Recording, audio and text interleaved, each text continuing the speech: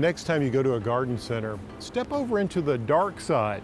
Now what I mean by that is that area where they keep some of the shade-loving plants, like this part shade-loving Terrenia called Catalina Pink. You see, shade plants have figured it all out. They're loving life out of the rays of that scorching sun, and who can blame them? When it's hotter than a billy goat in a pepper patch.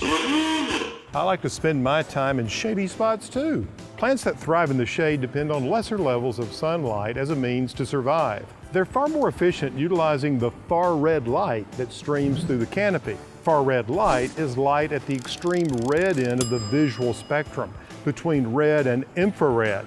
Most of these plants develop broader, thinner leaves to catch more sunlight with less cost.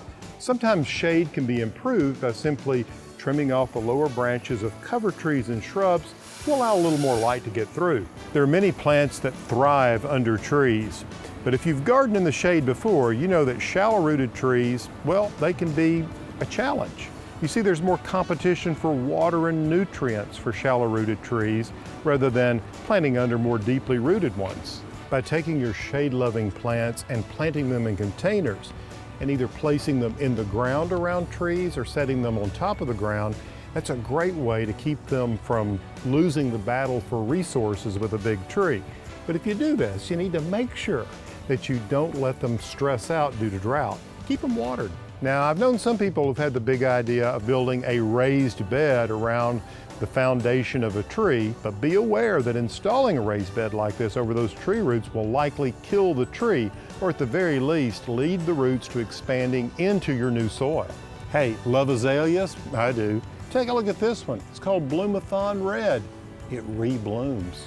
And one of my all-time favorites, Hydrangea Invincibelle Spirit. While of course this is a shrub, think about some great perennials such as Hosta, Shadowland Empress Wu, Coral Bells Dolce Heuchera. And going back to annuals for just a moment, this is one of my favorites, Euphorbia Diamond Delight. And I'm sure it could be one of yours as soon as you give it a try. Just look at all of those thousands of frothy little blooms. Some other annuals that'll make great additions to your garden include Begonia Surefire Red or Surefire Rose, Impatiens Rockapulco. Just look at those little rose-like blooms. Oxalis Charmed Wine, and Coleus Color Blaze Lime Time. Just look at that electric chartreuse color.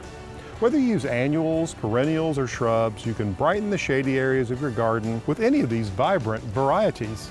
So as you can see, there's really no reason why your garden shouldn't look just as beautiful and lush in the shade as it does in the sun. There's so many beautiful varieties to choose from that bring color and texture to your garden. Hey, with all these varieties, you'll soon be pulled over to the dark side. Enjoy your garden.